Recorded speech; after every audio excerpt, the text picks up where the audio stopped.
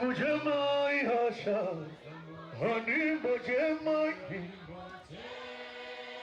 Honey Bujamai, Bujamai Shumu, Honey Bujamai,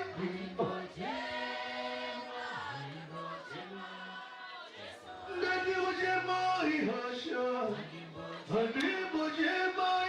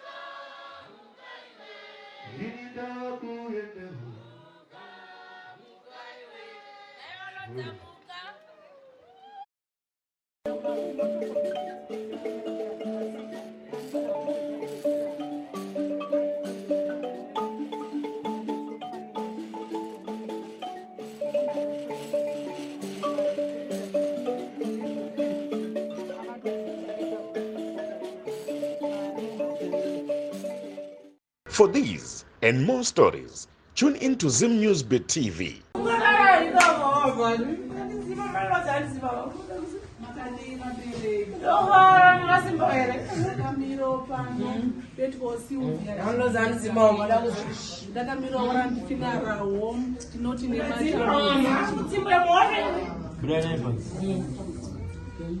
Panguwa ino alizivikana pane kana mfundisi kana anizvake akazotipa mashuka ekunyaradzana.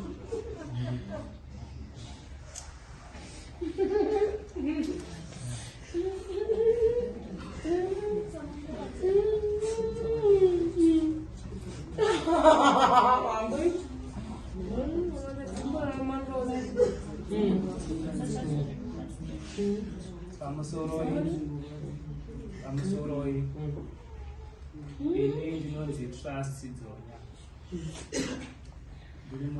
ndiri sekuru womukomana muzotora mwana wahanzadzi yangu.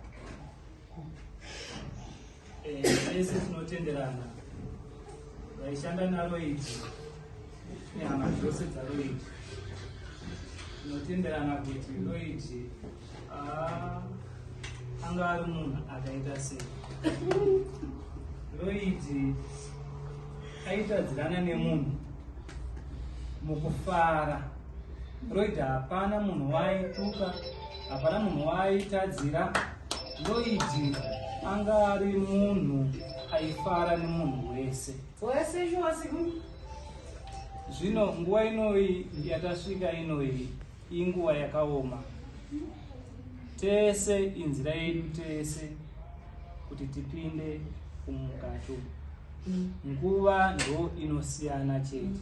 Mwari anotanha ruva rake zvakafanana semi. Makajara mudomasi wenyu kugadheni, munomira kuti mudomasi iwo uite zvibereko. Kana waita zvibereko, munotanha zvibereko muchiendesa kumaketi. Saka isusu vanhu panyika pano papa tiri muchero yaMwari, takadyarwa pasi pano.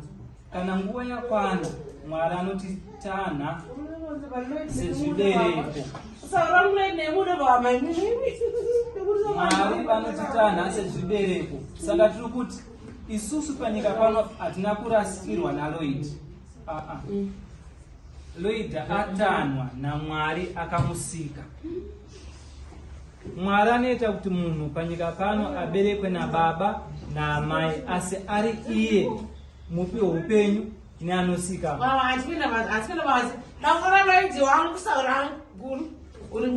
Tinotenda pamusoro tiri kukumbira runyararo.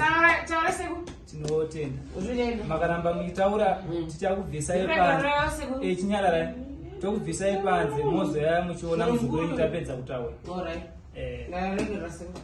Ndiregerereiwo. Saka nguva ino yatiri inoi, Lloyd ari kuenda kunochemerwa kumusha unofara. Munhu ziva chinonzi kuchema, kuti kuchema kuita sei. Patinosvika pakadai swaka, nyangwe taifara nemumwe wedu, pane patinofanira kusvika kusvima misodzi yemoyo, kwete inoonekwa nevanhu. Saka nandiri pakuti panguva inoi tisingadye nguva yakawanda, Lloyd ari kuenda kunochemerwa kumusha kuMount Darwin kudanda, ndoko ari kuenda kunoradzikwa. Saka kune hama neshamwari dzose, pane bhazi riripo richatakura vanhu kubva papi, ratobva vamwe vatakura kubva kuMufakos. Saka kubva pano richatora vamwe vanhu richienda navo kuMount Darwin. Tinopedzisa basa rakatangwa nemadzikoma acho. Nditenderei mondiregererawo. Lloyd ari apo anoberekwa nababa naamai. Lloyd ari apa mukurarama kwake kuzosvika kuti ashaye ari muno muHarare. Kune muzukuru wangu akamukoma wacho anonzi Gift Musamina, akabata basa vanovaziva ndisekuru Tasho. Akabata basa rekuti inini saamai yokubereka, basa rakabatwa nemukoma wacho, handigoni kuti ndingamutendeni. Lloyd achitatsaona muna January kusvika izvezvo anga angori muchipatara. Mukoma wacho nagogo Tasho ari apa vakabata basa vanhu vaMwari kuti Lloyd azosvika kuti siya, asi changa chisiri chido chemukoma wacho namebro wacho ari apa. Naamai vacho vokubereka vangu vachiti imhodzi yangu yandikabereka kudai ararama kusvika narei. Saka tinotenda munguva inoi hatina mashoko akawanda. Mashoko andingade kuzarira nawo ndeyokuti handei tose tinoviga Lloyd kumusha. Ndataura ndichiti kuda kwaMwari. Vanhu vese munoziva here kuti kana tiri pano tinogona kufunga kuti kurarama kuda kwedu. Togona kufunga kuti haneno. Lloyd isu tinotenda sekuru vacho mukoma wacho anotenda munhu ararame pasi pano. Tingaverenge mabhuku amuri kuona, asi munhu ini nangu ndinotenda kuti munhu anochengetwa nemudzimu yake naMwari.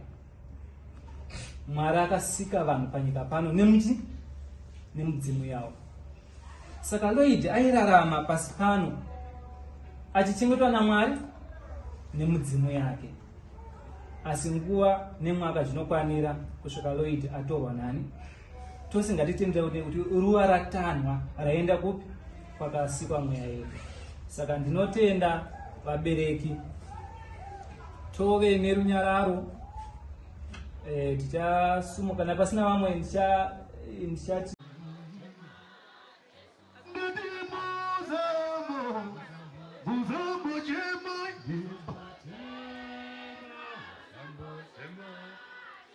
Daddy bujemai hasha, honey bujemai,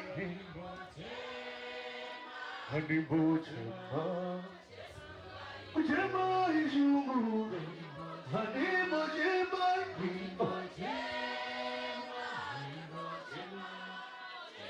Daddy bujemai hasha, honey bujemai.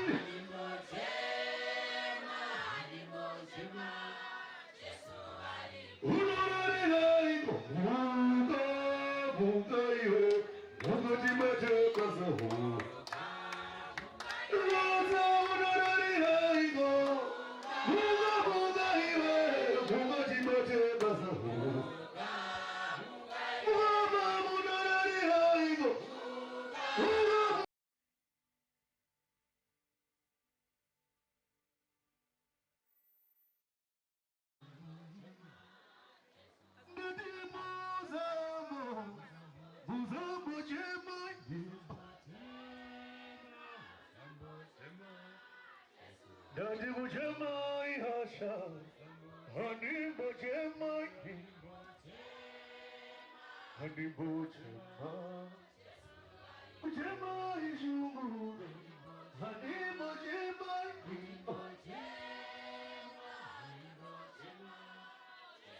Daddy bujemai hasha, honey bujemai.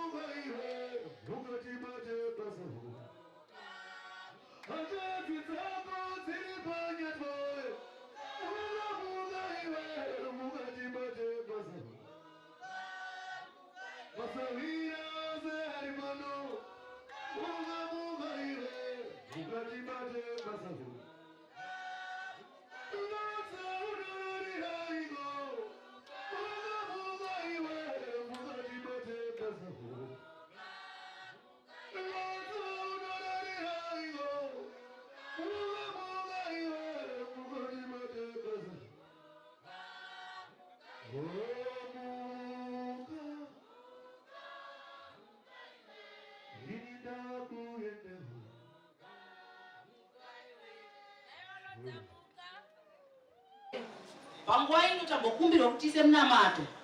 Vanhu vangataura zvakawanda. Patanzi kutonga ndekwa Mwari. Amen, amen. Hanzi tisatonge nekuti tichatongwa. Amen, amen. Taka kuisa Lloyd kuna Mwari. Amen. Ngatitsinzine tinamate. Muzita raBaba neMwanakomana Mweya Mutsvene. Baba dangotendai panguva yatiri nhasi. Ndiri munoziva zvamazviitira zvatakaunganira pano. Mumwe nemumwe ane nzira yake yaachafamba nayo. Nhasi maona kuti Lloyd akodzera kuti afambe nenzira iyi muri muzuva ranhasi. Makati mumwe nemumwe hakuna anopfuura muganhu uwu watiri nhasi. Nyangwe tiri pano tichifara tichipembera asi mumwe nemumwe achatora nzira iyoyi. Ndaungotenda kuti Mwari vanoziva mumwe nemumwe akamutarira mugano wake. Zvino tiri pano nechinangwa, ngatifarei tichiziva. Ndaungoti naizvozvo mazhinji muna Kristu. Ameni.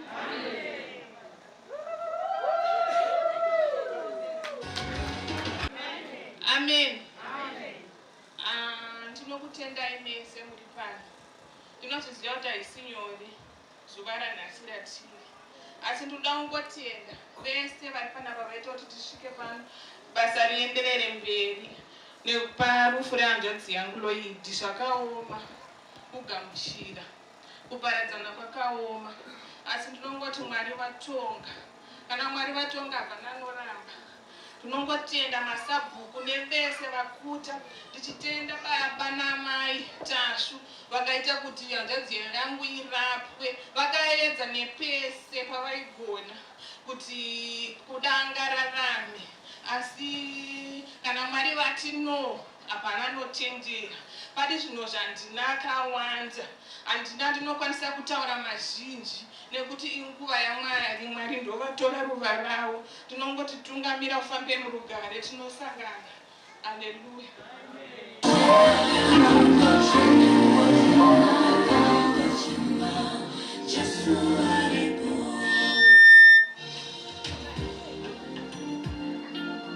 Atinotenda nguva ino ndoda kudana mukoma Givi. Mukoma Givi.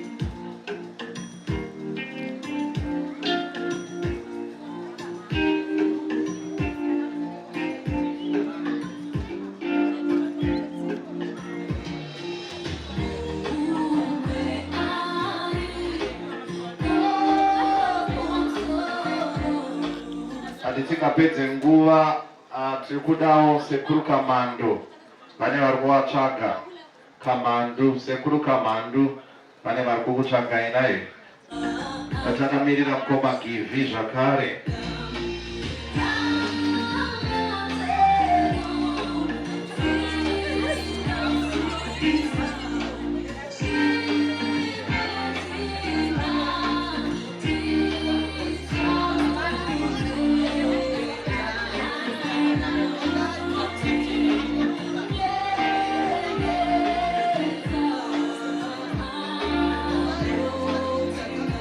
Kana mukoma Givi wasipo, tukumbira kudana muningi na Simba.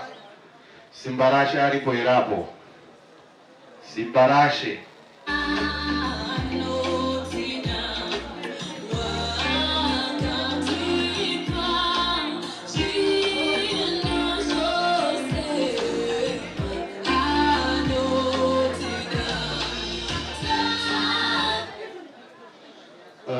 Pamsoe kunevesa kaungana pano, ana asekuru, ana atezvara, vakwasha nevamwe vese vatiunganira pano. Ndoda kutenda nekuti kuti akamaita. Ndichizotenda zvakare mudzimai wemufi Michael vakamira nemurume wavo parwere kusvikawo Mwari atana ruva ravo. Ndoda kuvatenda. Mamwe madzimai anotiza panguva yakaoma.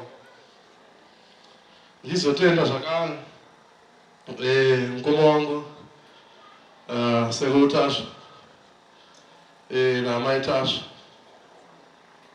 neefoti yese yavakaisa paurwere hwamukoma Loidi kusvika azotisiya. Kunyanya mbuya, ndoda kukutendai nerudo rwenyu. Ndikawanza hangu zvakawanda zvekutaura. Ndizotenda mukwasha Tsano Warandi akamira nesu pane zvese zvachidiwa.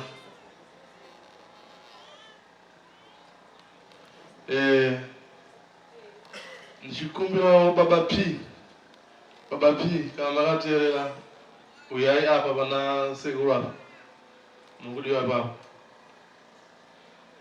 ndichitenda zvakare Tsano Warrant akamira nesu nedzimwe hama dzese dzaiuya kuchipatara dzichiona Lloyd nevakabatsira. Ndoda kukutendai. Tongoti mukoma tungamira nzira yedu tese. Mwari aita kuda kwawo. Tinotenda.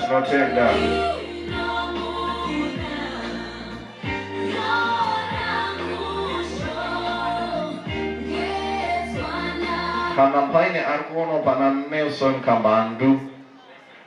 Kamandu tokumbira wasvike pano. Nelson Kamandu svika pano. Tichiendera mberi neprogramu yedu ndoda kudana asekuru vaKamandu zvakare.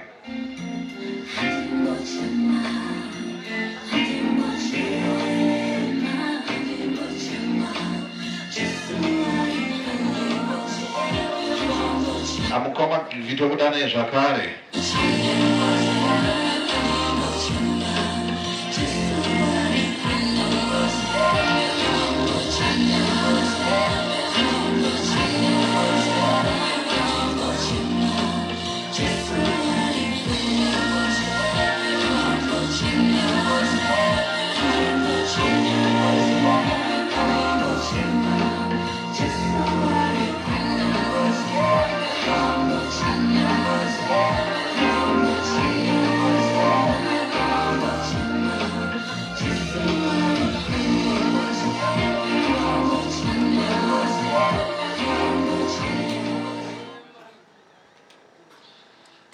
Pamusoro chekutanga ndokukwaisa nechiti mose munofara here uise upenyu amane shamwari.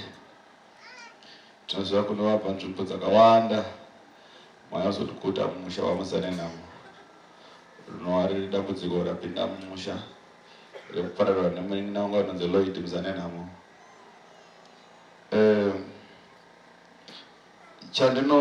Chandinoisa kwamuri amane shamwari kuuya kwamaita izvi hazvifanira kungoitwa musha muno, zviitire kana kune vamwe vese vari pano.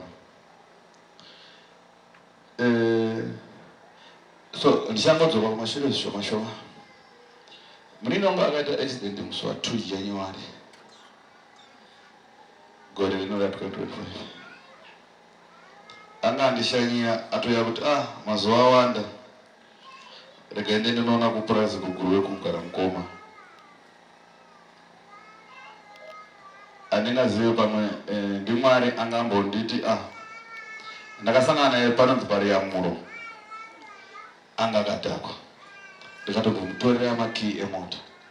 Ndikati iwe wakadhakwa ndipe makii aya. Ndikatora makii ndikaisa muhomwe. Ndikaenda hangu seri ndikadzoka.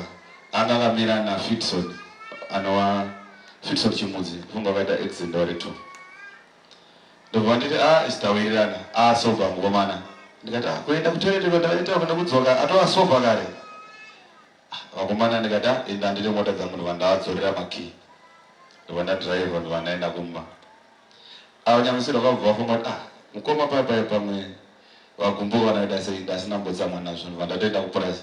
Ndichingosvika basa kana 2 minutes takutofuna wanzi pane mota yadonha pakona. Ndiani? Zvikanzi munin'ina wenyu ndowaita accident nemotikari. Hatina chatakwanisa kuita but tatanga kutomhanya kusvika paya tatoona matakuru atoendeswa paRiyamuro pahospital. Kusvika paya zvainzi izvi hazviti panapa zvoda kumvurwe. Tikaenda kusvika kumvurwe. Kusvika kumvurwe kuya zvainzi pavanga vari mumota kuita kwazvo zvenyu taitofungidzira kuti uyu Lloyd uyu aitange munhu anga asina kukwara. Akaenda akatogara uyu pasiti. Asi uyu Fitson ndiye aitange akabuda mbavhu pana pasaida. Ndo takati kuti uyu ndiye akwara. Asi patakadhira kusvika kumvuri tikazoona uyu bandiko anga asakwanise kusumuka. Tatavanga kudhakwa tikati iwe zvisimbise pava kudhakwa. Ndobva paitwa ma-X-ray. Zvikanzi uyu state uyu haichakwanisa kumuvhika, asi uyu togona kumurapa. Ndobva kwamboedza kutsvagwa helicopter Tukazi state yake ispinal cord haichafamba nemota dzebasi. Helicopter ndokwanzi kune makutu kwa Harare haisokwanisa kuuya. Kune mahelicopter atakura muzvipatara. Takaswera kwakuseni ndikati toita sei. Tuvapazonzi apane ambulance nyowani pa Mvuri. Vataenda ku Harare naye. Achinopinda pa CT scan. Zvikazi akakwara spinal cord. Zvozvipatara tizvizive chanakataka kufunga ndine mukwasha ambotaura anonzi Dambudzo anoshanda paparire nyapa papare ane funeral service yake. Ndafonera Tsano munenge naita tsaona zvanzi kupi kuguruwe madi tato ya muHarare vakatanga kumaisa mapepa. Ndobva musi wa 10 ndobva aitwa operation pano pahuro apo ndobva aiswa simbi. Aiswa simbi kudaro ndobva ambogara muchipatara ndobva anzi state yari yakuda kuenda kuRehab. Kubva papari ndobva anobhadhara mari kuruwa ndobva aenda kuruwa. Aenda kuruwa masoro ndobva aita serious. Ndadzoka ifuru kuchipatara ndobva ndadzoka naye papari ndikati asi ichi kamboitika ndobva tamisa kuprivate ndobva arapwa. Aitanga aita zviri nani ndobva tamutsvagira imwe Rehab isiri imwe private yepa St. Giles. Kuya kutoitwa maexercise akutombogara pawheelchair ndikati zvinenge zvakuita. Ndobva tamudzorera ndobva taona kuti apapa zvinhu zvacho zvinorema. Unoziva kuti vanenge vachingoda mari hatichatikwanisa kuti akuda kumudzorera kuruwa. Achienda kuruwa ndobva arwara futi katu. Ndikati vakomana ndobva tamudzorera futi pa St. Giles bye bye. Apa ndakamudzora ndobva amboita 2 weeks ndobva taona aita zviri nani.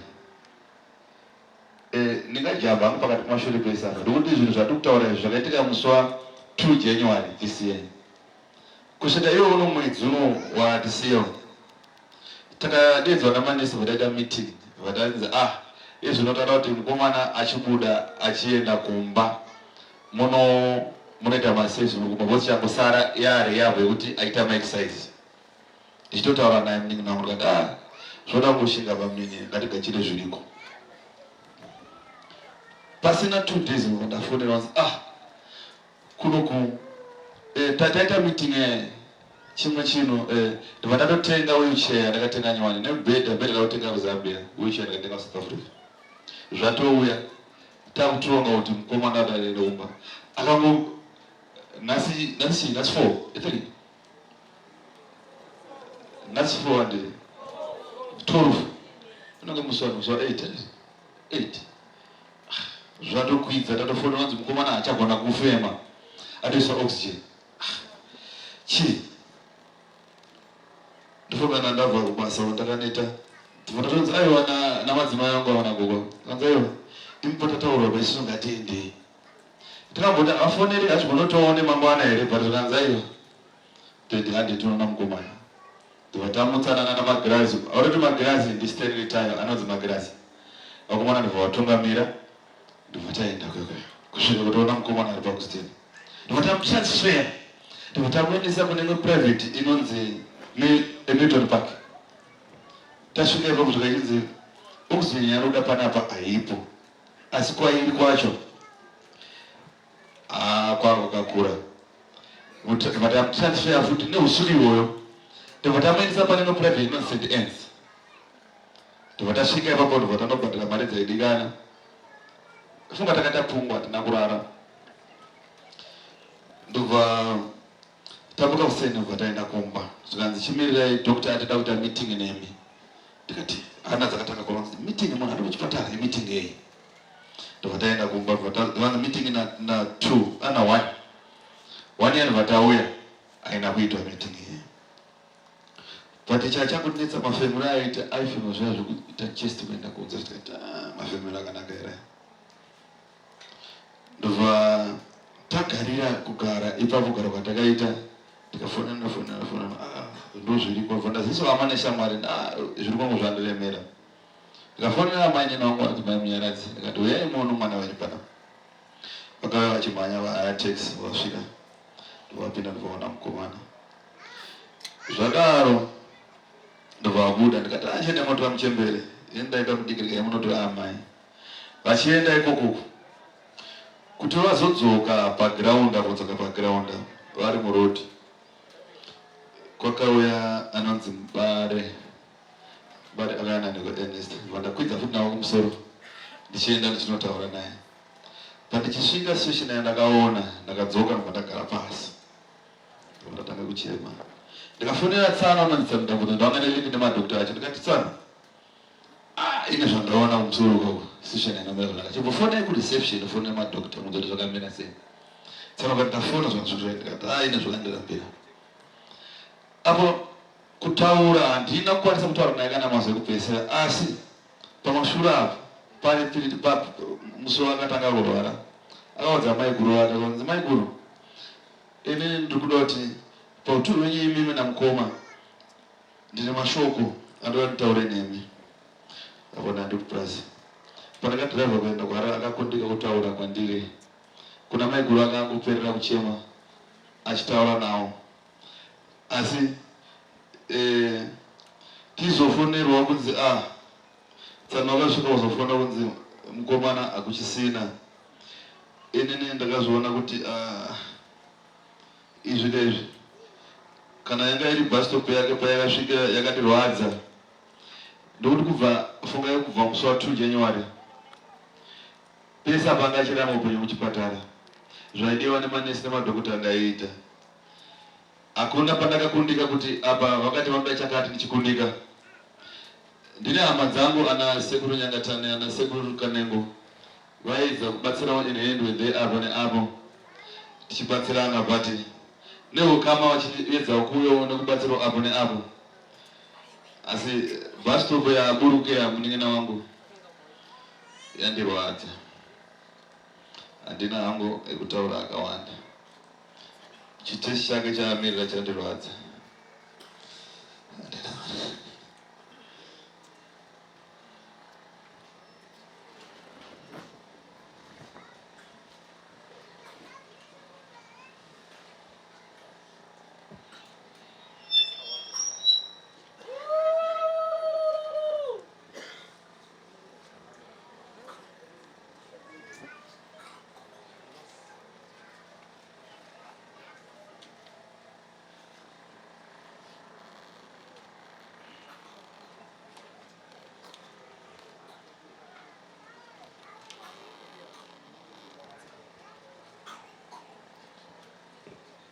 Right, panguva ino tokumbira kudana wakanengo.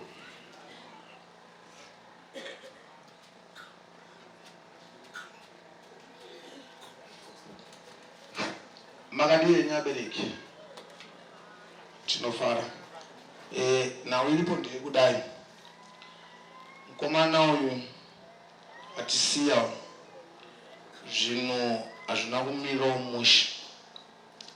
Mukomana akarwara mukoma wangu Tasha akundikana kutaura kubva musi wa3 pasvondo abvisa mari inoita $1,200 pasvondo pega pega pa 1.2 mokakuretawo kuti pane mwedzi mingani mawikisi mangani and I try kuti pamwe munhu achaita zvakanaka. I1.2 ndiye mbedha kozo yemwe mari yaibhadhara mari yemapiritsi madhoktors acho kuti hama yangu bata zvakanaka unofanira kuva nechioko muhomwe chaunopawo dhokta kuti dhokta hama yangu iri apa ndine kamari kakadai kuti abate zvakanaka.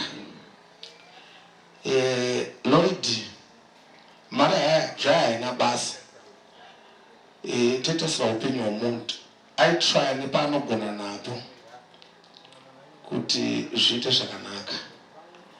Ndifunga musi wauya kwahospital ndakanonomuona ini pete zvangu ndakanosvika ndakataura naye akanditi mukoma mutsipa wangu chete ndori kungotadza kuita ndikwanise kuita movement zvechokwadi kusvika musi wazoparara ndakaenda kuchipatara ndafunaona maitashu kanzi Gomba iwe chimbouya kuno nokuti mumwe wako paari zvesofa hazvikwanisiki iwe ndinokwanisa kumudzora. Ndakaenda ndakasvika pachipatara paya ndandina Robert anova ndeSly Media asi achasaranya kunzi Robert mutori wenhau ari apa. Tofunga takaswera tese ndakanopinda muchipatara muye ndakaona murwere tatina dokta ndafunga ari pana parasta ndaita paari padhuze kana padhuze ngava pana padokta.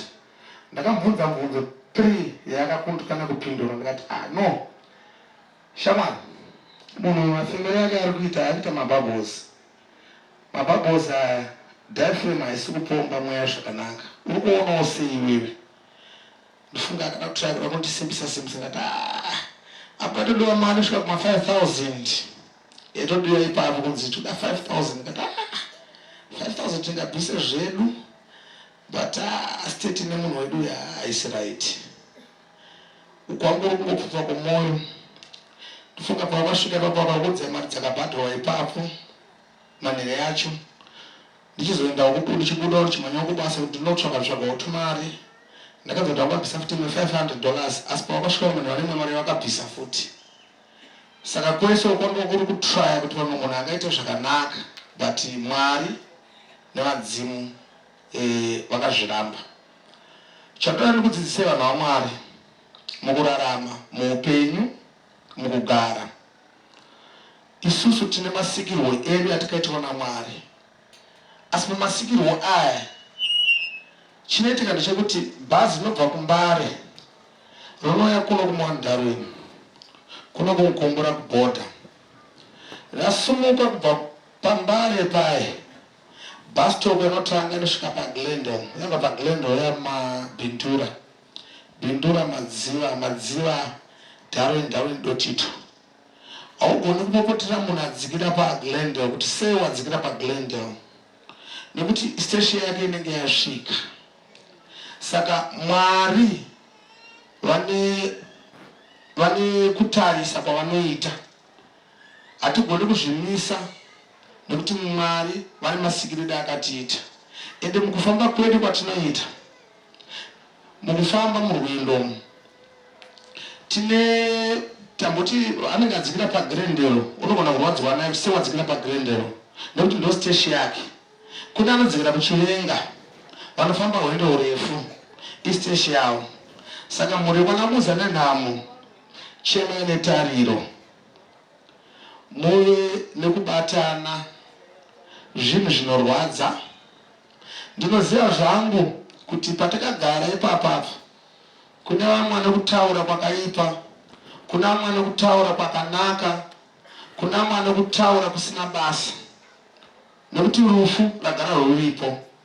Unobva munhu aita kuti nekuti n'anga vachekeresi handizvo, irufu runowanika. Munhu wese akamirira kufa. Patiri panapa tese tine mafiro edu atinoita. Mumwe anofa zvinorwadza, mumwe anofanira kumwa teniki, mumwe anorwara musoro, mumwe anorwara malaria. Zvinhu zvinouraya asi inguva. Chimwe nechimwe chine nguva yacho yakataurwa naMwari. Ukarangaura muBhaibheri kune muParidzi 3 kune nguva yekufara, kune nguva yekusuwa, kune nguva yekutsama. Saka chimwe nechimwe chine nguva yacho yakataurwa naMwari. Kana zvasvika pauri haufaniri kugumbuka. Takaenda kuna John 5 Jesu, vadzidzi vaJesu vakanobvunza kuti dai Mwari toda kuziva isusu kuti munhu akaberekwa riri bofu imhosva yaMwari here kana kuti imhosva yamai vake. Jesu akapindura akati zvirokwazvo ndinoti kwamuri izvi zvakaita kuti mabasa aMwari aoneswe. Haleluya. Tinonzwa vamwanzi n'anga dzinama totonamata Mwari. Tinotonamata. Tisinganamate Mwari tisiri pamwe. Tinoziva murodhi matinofamba kuna vamwe vanodyara mishonga, kuna vamwe vanoratsiva kuti tidonhe asi kana Mwari vachitida tichimunamata nemazviro kwazvo hakuna chinoitika chocho. Haleluya. Rugara apostori. Hapana apostori here apa. Haleluya. Haleluya. Haleluya. Ngatichemete netariro. Ngatiregei kutsamwa inguva zvinowanika panguva patiri panapa. Chiremba ndati musvike panapa. Chiremba ndomunhu wandakabvunzawo ndikati nawo chiremba ndidhokta ndochiremba wandakabvunza kana chiremba chimbondiudzai.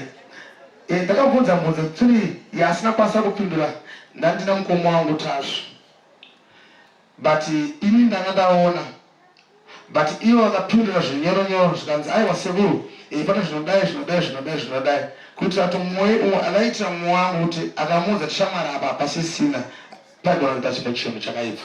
Saka chiremba akangopindurawo nemapinduro yawo ndozondopakaza kuti sekuru ipo pai ndanga ndazviona bo ndakabvunza mubvunzo naye right mapapu zvanzi zvazara mvura vachamubaya jekiseni vamubaya jekiseni ko chakonzeresa chacho kuti mvura iwande mumapapu chinozopera here? Chiremba ndopakatanga kujamba papi ipapapo. Saka ndinotenda zvakanaka ndinotenda vauya tine vanhu kuMozambique Mwari vakuitira zvakanaka. Tine vanhu mauya mese kuzokutana dambudziko ravanamusa nenhamo Mwari vakuitira zvakanaka. Tinewo n'anga dzauyawo pano anova sekuru Nyangatani nedzimwewo dzakawanda dzazochema murema muza nenhamo. Mwari vakuitire zvakanaka. Vakukomborerei tisazviitire pana musa nenhamo chete, tifambe tichibatsira munhu wese. Ndinotenda mashoko angu kana vanandasiya nekutapudza kana ndandakanganisa Mwari mundiregerewo. Ndatenda hangu. Thank you, tatenda. Kumbura kudana sekuru Nyangatani. Asvike pano sekuru Nyangatani.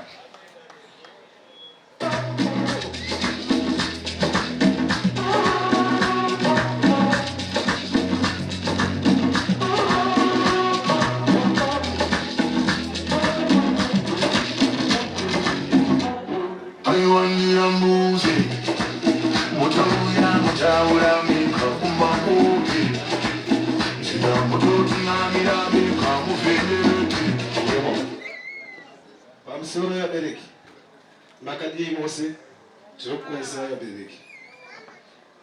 Chekutanga baba Fibis Bambera vari kudiwa pronunciation togona tatadza kutaura kwacho asi vari kudiwa. Ndinoti mauya mose ndinokutendai neungana madaro kuuya kuzokudetsera kuchema munin'ina wangu. Zvarwadza zvinhu zvinorwadza tose. Tayazonyanadzana nasekuru Tasva munovaziva tinoshanda tiri tose tichibetserana mumatambudziko tiri tose, asi zvinhu zvacho zvinozonyanyisisa kuzorwadza kuti tiri kubva kunochema kuita ngelaini kudai. Zvabva nekukabva zuva ndobva muchema munin'ina wangu kutsikwa nemota. Zuro uno tiri panapa pandakanengwa apa tiri kuchema zvakare muzukuru nhasi tiri pasekuru Tasva. Zvinhu zviri kutondishungurudza nekundorwadza kuti pakumana zvobva zvangoita laini kudai zvinorwadza. Handina zvandingakwanisa kutaura zvizhinji, ndingangoti ngaticheme tiri pamwe, ticheme tiine tariro nehama dzepasekuru Tasva Masara. Ngatitarisei pamwe chete mhuri yasara iyi tinyaradze tiri pamwe chete, handina mazhinji. Notenda.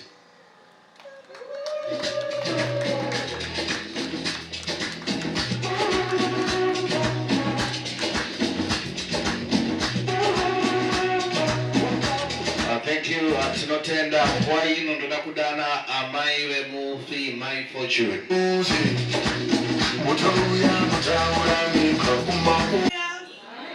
Hallelujah.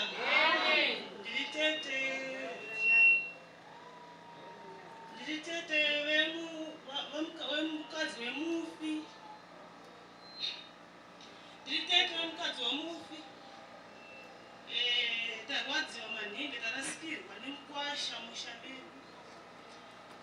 vana vasara vadiki asi tinoti andonzira yedu tese atinoshuwirawo ekuti nekurwara kwangu achiita tichiri kurimemba umwe musi tichitandara yedu tiri kumadhira akaimba rwendo rwake rwakaimbwa najabresa kuti dai raramo iri sarudzwa ndairarama makore mazana mangana tete zvinhu zvangu zvinenge zvaakundiitirawo pane zvo asi zvinoti munhu pane zvinhu arwara afa tinoisa maoko maMwari tenda mukoma wake naamai vake vakamira nawo nehama dzese akamira naye kusvika panguva ino zvinoti ngatibatsirane kuchengeta vana vasara nokuti vadiki vamusatsisi ndatenda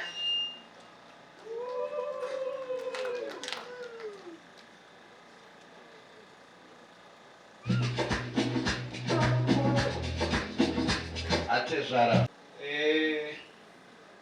panguva ino tongoti misodzi chete pamatama kuchema Mukwasha adai nekuita dambudziko rerufu zvinhu zvinorwadza kuzvigamuchira.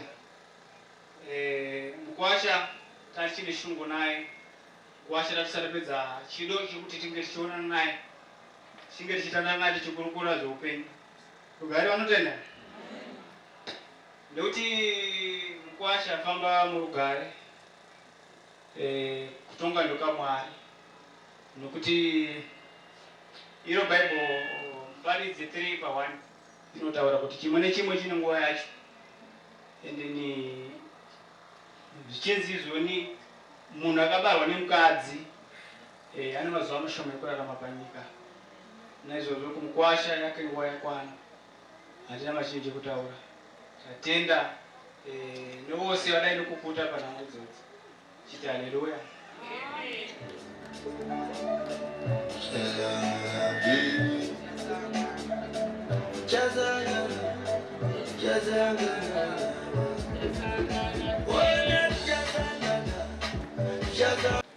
Haleluya. Haleluya. Ini samai vemunhu ndoda kukutendai vanhu vese vari pano. Handiverenge nemazita nokuti ndikaverenga nemazita ndichasiya vamwe. Musara Jesu. Amen. Nokuti munhu wese ari panapa kureva kuti kuva kwake pano kunokosha. Munhu wese asiya zvaaifana kuita kumba kwake akauya pano. Musara Jesu. Amen. Saka ndinoda kutenda munhu wese ari panapa nenyasha dzaMwari. Musara Jesu. Amen. Murambe mine rudo irworwo. Musaitire mwana wangu chete. Tiitire kuvanhu vese rudo rwamaitira mwana wangu pano pazuva ranhasi. Ndinoti Lloyd ufambe murugare. Taienda kunomuona kuchipatara zvainge zvakaoma asi panguva yazvosvika izvo hazvisinafanirwa kudaro. Tinongoti kutonga kwaMwari. Muzita raJesu. Amen. Mwanangu Lloyd uzorore murugare. Muzita raJesu. Amen.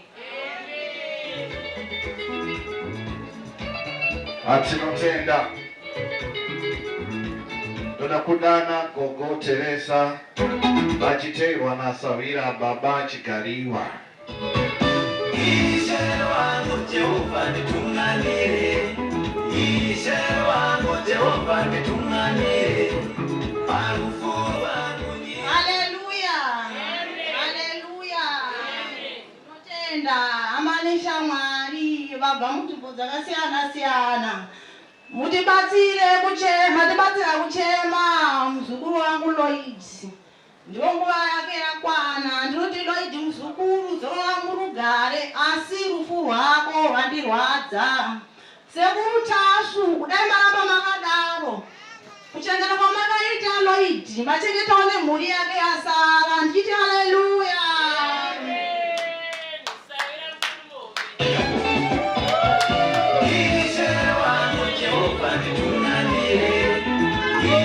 Batane muye mose panapa naye.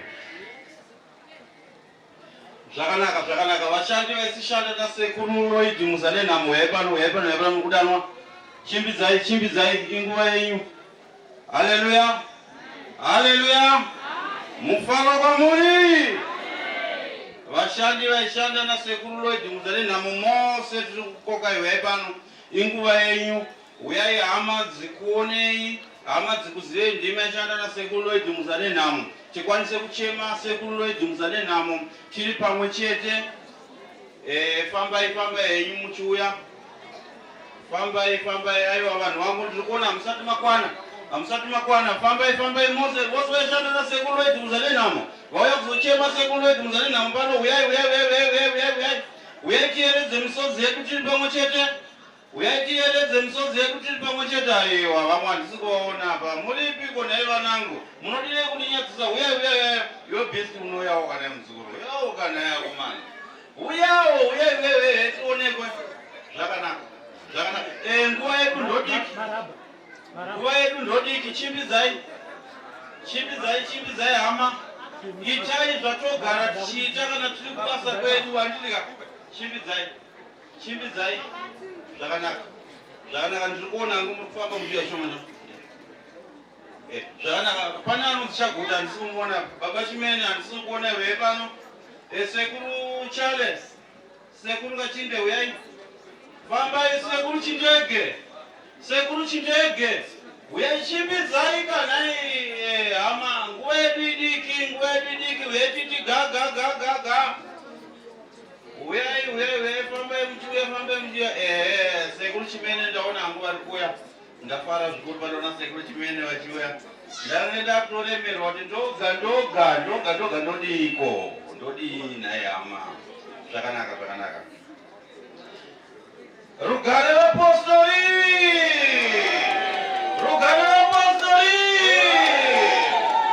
Zvakanaka ndakamira kudai ndiri pano.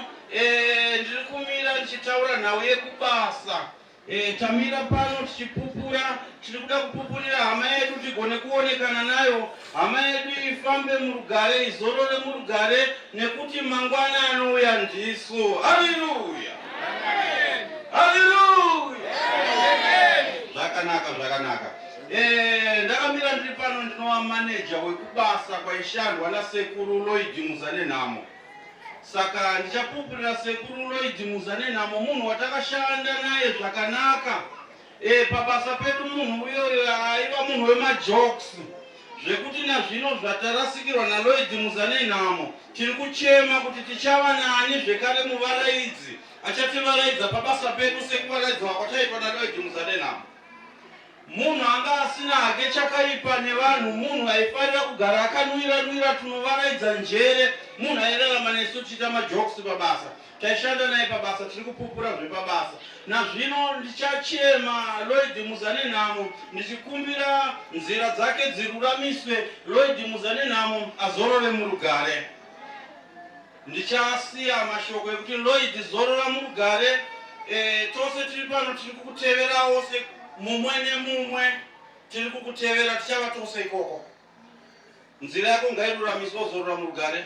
Ndichasiyira mutevedzeri wangu samanager zvekare anonzi sekuru Chimene. Vangokupaiwo 2-3 todzotsera hedu maiki. Idzi ndidzo hama dzataishanda nadzo tose naLloyd Muzanenhamo kuHarare. Tatenda zvikuru. Sekuru Chimene ndinokuda naye mumbotiwo 2 todzotsera maiki kumukana. Pamusoroi aiwa chekutanga ndoda kutenda nekuuya kwamaita vanhu vese vakawanda. Zvinoratidza kubatana. Chechipiri kuna tsano vangu vatisiya aiwa tongotizororai murugare mufamba zvakanaka. Inzira yedu tose tichatera. Tatenda. Tichasiya mashoko ekupedzisira ekutenda hama dzose dzatikuta pano. Ngatirambei tine mweya nemoyo umwe chete wokukutana munhamo nematambudziko zvakafanana nezvizvi. Tinokutendai mabhamatimana enyika. Rambai mune pfungwa nemoyo nemweya mumwe chete wekubatira pamwe chete sezvamaita. Tinokutendai zvikuru.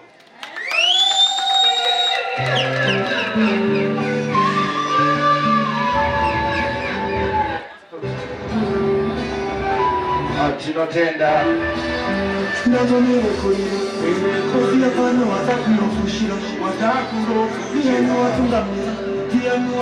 panguva ino ndikumbira kudana plamba engana Lloyd musi wazvakaitika naye. ndorombo yazvo ndindasara wani pamuzane navo. Novana vese vavava ndinovaita sei? Ndichengetereiwo zvezvamuri kundiita, ndibetsereiwo. Ndinotenda zvamandiitiro pano.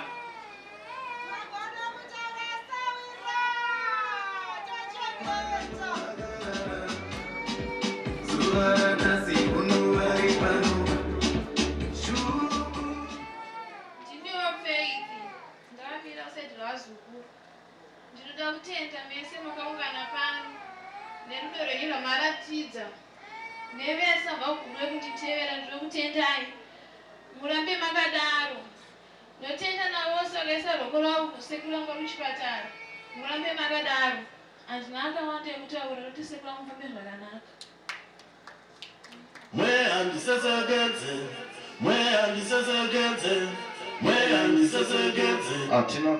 Tinotenda sekuziva kwatinoita. Makadi wabereki.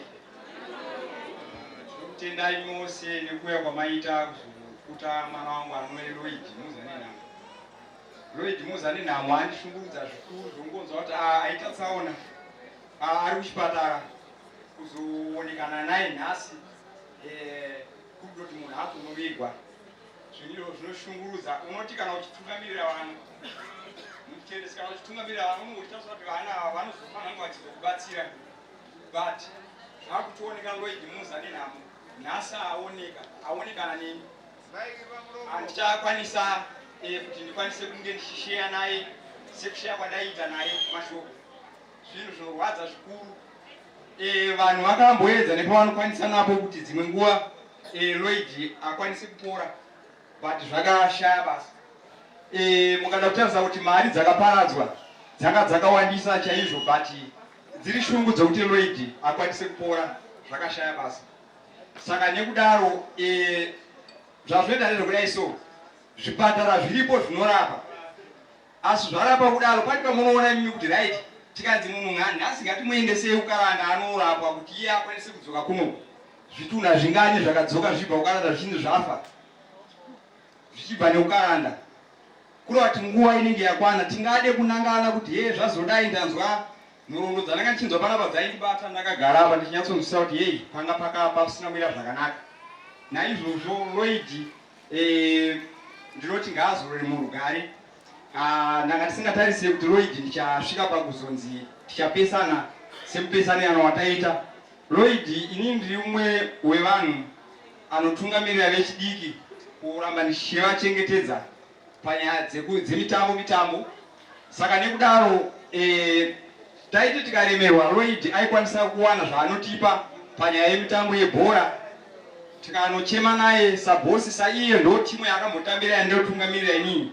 Aiti kana ndikamuti tadai aigona kutiunzira kana mabhora vafana vatambe, wotiunzira majezi vafana vatambe. Saka inini pache zvangu ndarasikirwa kwakawanda. Kuvillage ndarasikirwa, kumutambo webhora ndarasikirwa. Ndinoti Lloyd zorora murugare, tichasangana.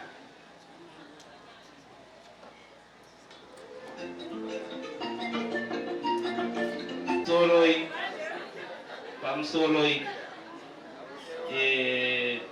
nofunga ndinobatikana kwazvo ndikarangarira mukomana anonzi Lloyd. Kana nazvinozvi kuzvikanganwa kwangu kuchandinetsa. Lloyd ndaiti ndiri kubasa ndikabatikana kwazvo, chero nguva kana mangwanani kana masikati kana nguwai ndainzwa zvakafanira kuti ndinotandana naLloyd kuchipatara. Lloyd panguva yangava ndanga ndapa stage yokuti ndigone kutora Lloyd ndichimbonovhakacha naye 6 o'clock dzikakwana ndichikudzoka naye kuchipatara. Asi ndiri pakudaro nofunga mudhara vanga vagadzirira zvese mawichiya zvese nezvose sezvomamanzwa vachitsanangura. Asi Satani akandifuratira pane mukomana Lloyd. Ndinorwadziwa mwoyo wangu, makachikonzero ndechekuti ndainzwa mwoyo wangu zvakafanira ndive naye panguva dzose. Vazhinji vanongoona sokunge zviri nyore kana kuti semunhu wandaishanda naye, asi Lloyd munin'ina wangu kubva ari mudiki mukukura kwake kwose taigara padhuzepo panapa muno Mazuzi, ukama hwedu, munin'ina wangu. Mukomana iyeyu zvichanditorera nguva yakareba kwazvo kuti ndikanganwe zita rake. Makachikonzero ndezvekuti ndaiva naye nguva yakareba ari muchipatara, kubva pakukuwara kwake kusvika rarame ari muchipatara pa4 months dzese. Ndaiva naye, ndichienda naye, ndichitenga mushonga, ndichidii. Asi ndapa nguva yokuti zvona padhuze dhuze kwazvo kuti abude muchipatara tive tinorarama naye tiri kumba, Satani abva atimunonyepa, abva atitorera Lloyd. Zvokuti musi wandaenda kunotora zvinhu zvanga takasiya kuchipatara, manesi vairarama naye vakachema kwazvo kuita kunge pachipatara paita rufu. Munhu anga akagara ari munhu ane majokes, ane mafanisi, zvokuti pachipatara paairarama hapana anga asingamuzivi kubva manesi yose. Saka ndinoti kune munin'ina wangu, zorora murugare, kana neniwo ndichateera, kana zvichitenderawo tichazosangana, ndatenda.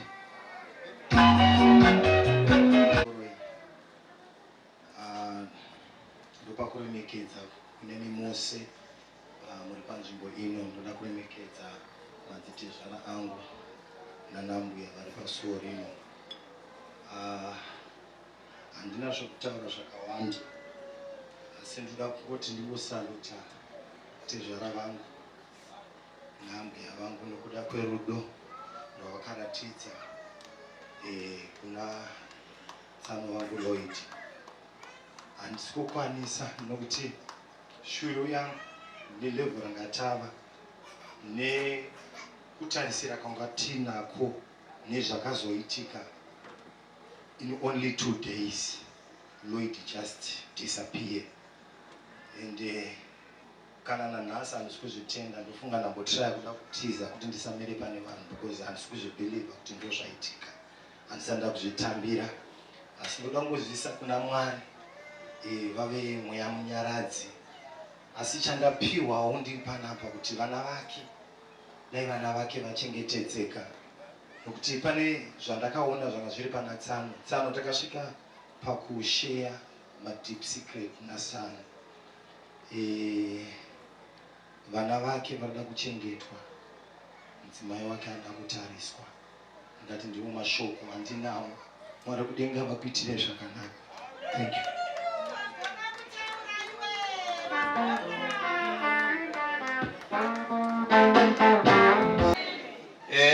Ndasimuka panapa ndiri kuda kutsinhira mashoko andabata abva kunotaurwa nemukwasha abva muno mudariro. Mukwasha abva muno mudariro ataura maningi nhau yaomberwa neruzhinji rwevanhu pamusoro pevana vasiwa naLloyd Muzanenhamo, kuti vana vanoda kuchengetwa. Saka ikodzero yedu isu hama vapenyu tasara tiri kurarama kuti vana vagone kuchengetwa. Mukwasha ataura pamusoro pemudzimai wake Lloyd Muzanenhamo kuti anoda kutariswa. Saka ndakatarira kudai zvikurarama kwedu kwatiri kuita kuno kumusha, kana kuti paupenyu hwedu hwatiri kurarama, kuti munhu akwanise kuafodha inonzi raramo, zvinhu zvinonetsa. Saka ini ndikamira pano, ndiri kumira ndiri semufundisi ainamata naLloyd Muzanenhamo mukati mekereke yedu yatainamata.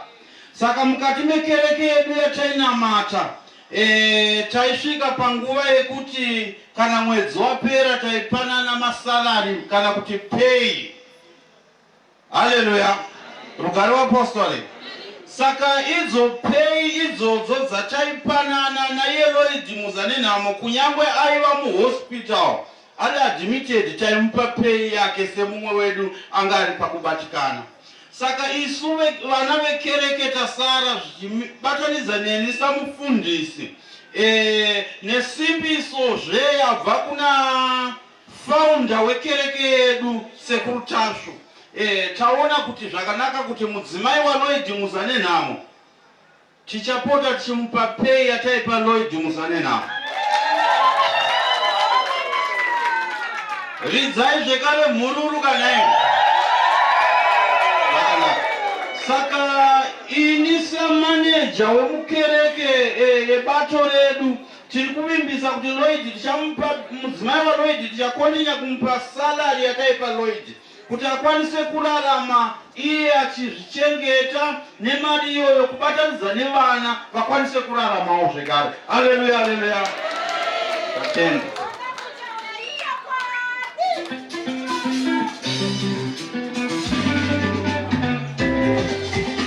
Zvezvandaita hakuna chandaita chasiri kunze kwake iye. Kana mukazanyaya dzemari dzaibuda mari dzakawanda ndiyaibuditsa. Rudo rwakadii munhu akadaro. Umwe munhu anakuudza kuti ini handichakwanisa. Haleluya. Ndiko tinde umurova wangu. Kune umwe anoti kana munhu asangana netsaona ndida kudzoka vati izvazve mushano nyini ndakutiza.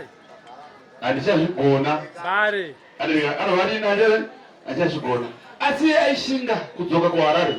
Ataura mashoko anorwadza aita sei, asi iye akashinga kuti murume wangu kunyange ari sezvaari ndoda kuti ndive ndiri padhuze naye. Ndizvo naye akamabvisa.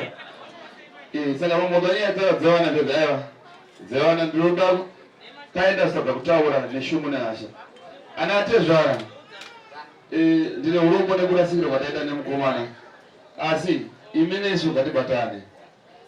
Chaitika tizivise nenguva.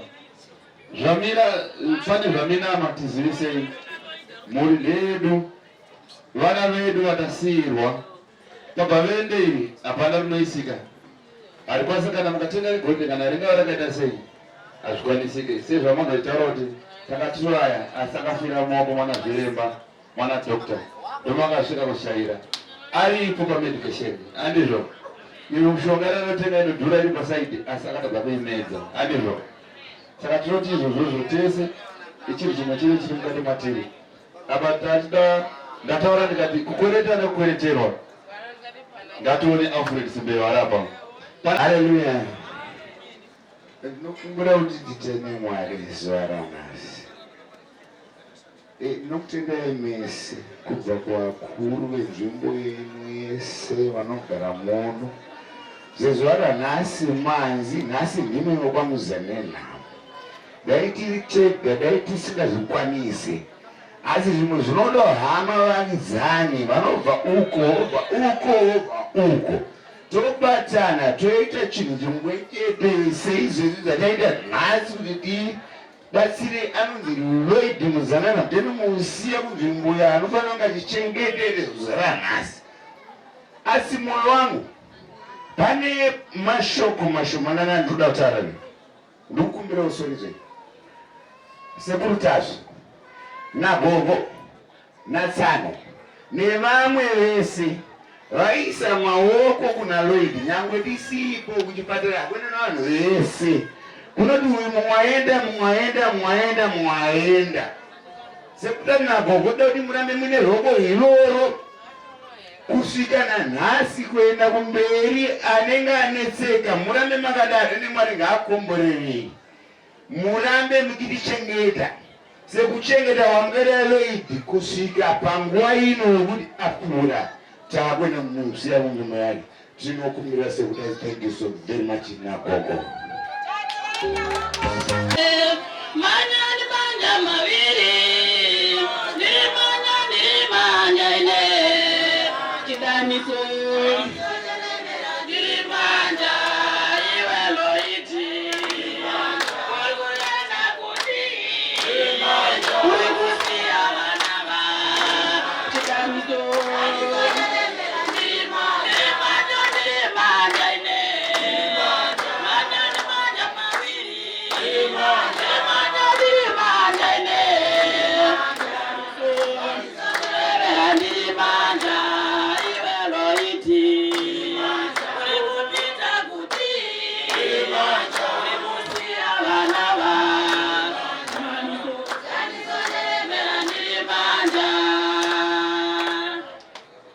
pamusoro vabereki, pamusoro vese vauya kuzokuta Lloyd, isusu tauyawo takamirira timu yeMadrid.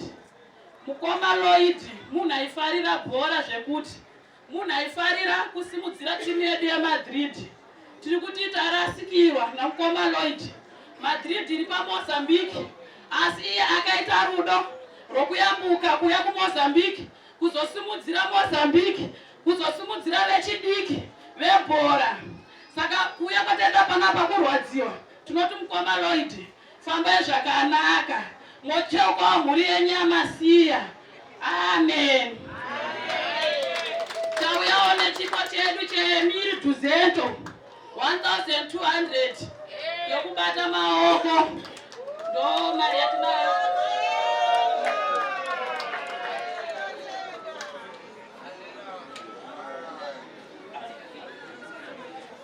Satana ambabulangati muna bwino, Satana ambabulangati muna bwino, Satana ambabulangati muna bwino, Satana ambabulangati muna bwino, eticha ambabulangati muna jagandandi eticha. Ndinoti ndinokutendai nekundikuta parufu rwabamunini vangu, rufu rwandirwadza. Ndina mashoko akawanda. Ndoti bamunini Lloyd, zororei murugare. Kurwara kwese kwamaita ndanga ndinemi. Nemashoko makasiya mataura kuti mai guru, uyai kuno nditaure nemi. Imimi kana kuti mukoma wani wenyu ngaamai nditaure naye. Ndofunga bamunini ndakasvika makandichemera. Makapedza kuchema mukati mai guru ndakuzorora. Ndobva mavhara muromo ino pamatonyarara. Ndokuti zorore mugare bambi atenda.